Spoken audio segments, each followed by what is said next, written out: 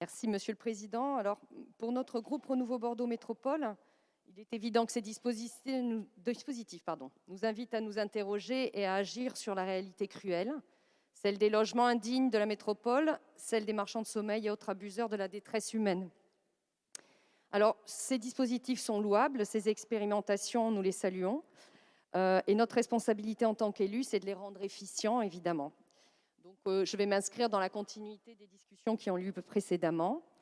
Et ces dispositifs, comme pour celui de l'encadrement des loyers, il faut s'assurer que c'est faisable et que c'est efficace.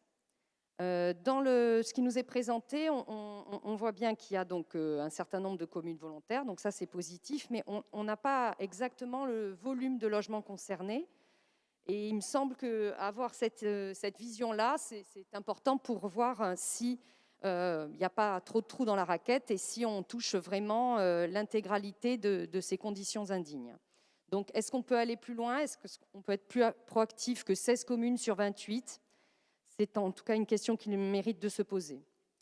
Alors, l'autre partie de cette délibération, c'est les emplois du temps, enfin les personnels qui seront dévolus à l'instruction des dossiers.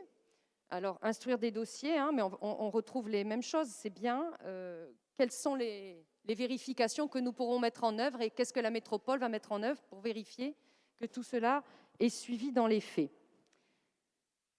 C'est pourquoi, si nous voulons que tous ces dispositifs ne soient pas, une fois plus, des gadgets ou des affichages consensuels, mais sans effet sur la réalité, il faut que la métropole s'engage davantage pour le suivi et peut-être aussi pour un engagement supplémentaire de communes.